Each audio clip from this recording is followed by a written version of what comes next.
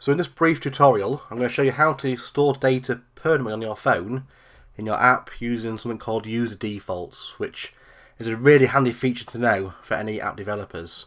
So just be very briefly, we're going to go through three areas.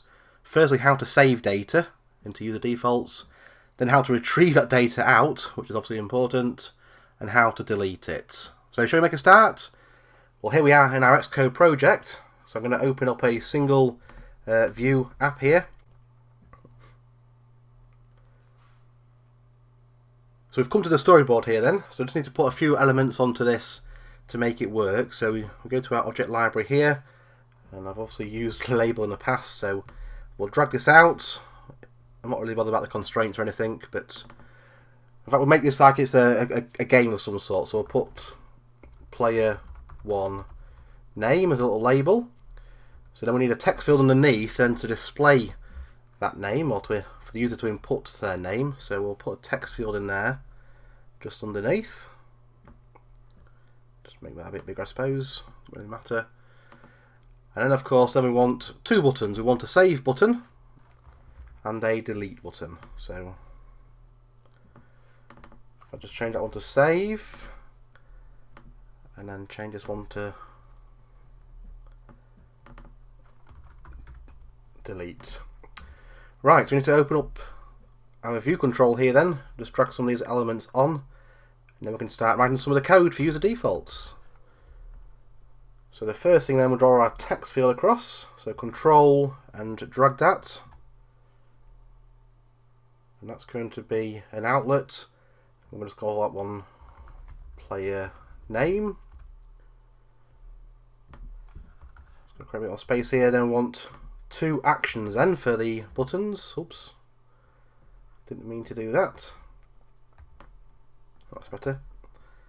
My little trackpad here is not working very well, so I want this to be an action, and we'll just call this save button.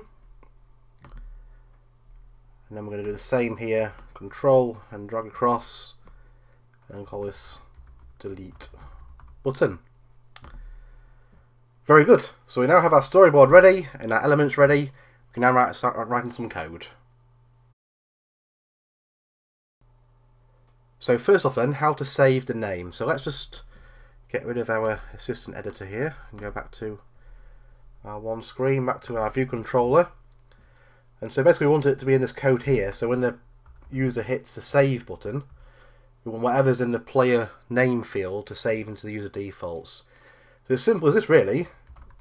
It's just called user defaults dot standard dot set, and on this one here it's the second one down, so the value any for key string. So the value is basically whatever's in the player name UI text field. So I'll just put that down, player name, and obviously the dot text value of that. And then for the key, you can just call this whatever you want and put it in speech marks. We'll just call this player 1 name, which basically means is that whatever is in the player name text field, it'll save that into a key called player 1 name in the user defaults. Now we need to check of course it's worked, so what we'll do down here is we'll also put in a bit of code just so we can print what's in the user defaults. So print user defaults dot standard dot dictionary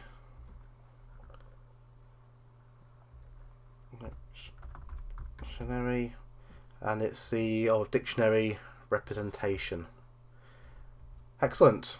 Right, so hopefully that will just save what we put into our player 1 name then. So let's run that in the simulator.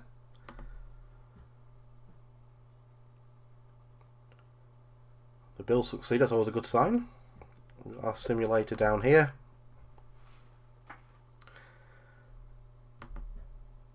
So when we go in here, we can type in Appy teacher. We can press the save button, and then hopefully that'll save it into the user defaults. Now, if we just redo that again, so it goes through the viewDidLoad method, then hopefully at the bottom here in the log here, we should see Appy teacher. So as it saved it there into the user defaults under the key there, player one name. So that's how to save something into user defaults.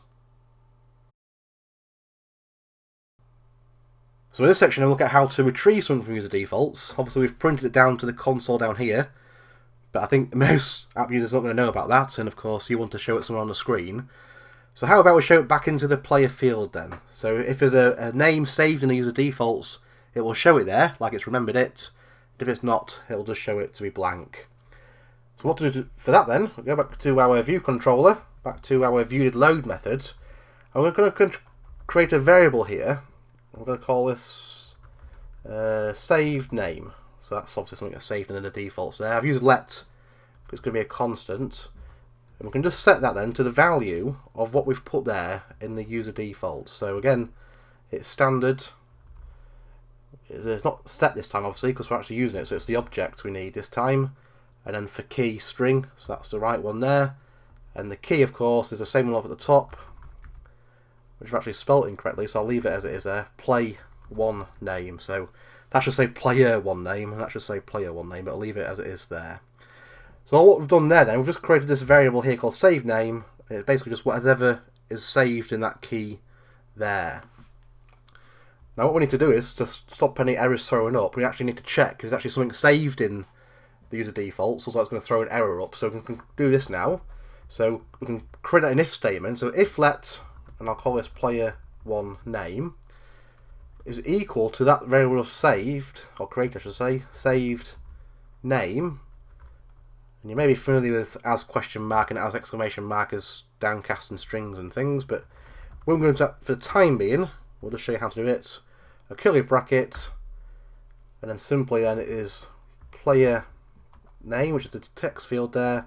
The value of that we want to equal player one name, the string. So what does that mean there then? So basically we've created a variable called save name, and we've set that equal to what's in the user defaults. And then here we're creating another variable saying, look, if there is something in save name as string, that's great. Then we want to show that into that UI text field, and we'll just show what's saved in there. Else, so we could put an else here, of course, but there's nothing else to put really. Else it could do something else, but we can leave that blank because it won't do anything else anyway. So let's run that in the simulator and see what happens.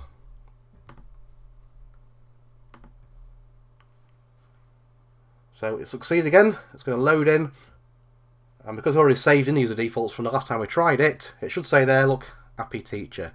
So that's great. So it's remembered that there's something in there, and it's now retrieve that information. So that's how you retrieve information in user defaults. So the last part here then is how to delete something from user defaults, and it's very simple, just one line of code. So go to our delete button we created here. It's user defaults .standard like before. This time it's not .set, but .remove object. It's that top one there for key string, and for key of course it's the same one as before, play one name. There's just that one line of code. So if we run our simulator again,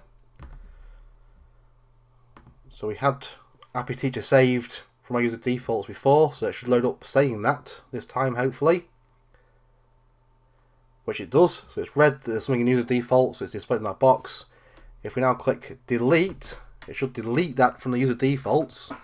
Hasn't obviously changed the label because we haven't refreshed the page, so we'll just do that by just rerunning the simulator. That'll be the easiest way to show this. So this time we've pressed the delete button, so this time there should be nothing there in user defaults, and there it's empty. So that's how you save, retrieve and delete something from user defaults. Hopefully this tutorial has been useful for you. Thanks for watching. If you'd like to see how that code works in practice, then click on the link in the description to this video. It goes to my Udemy course, iOS 12 App Development, where you get to build a real live app, which is live in the App Store, right from the start to the end. It's a really good course, and you get a nice discount for watching this video as well. Thank you.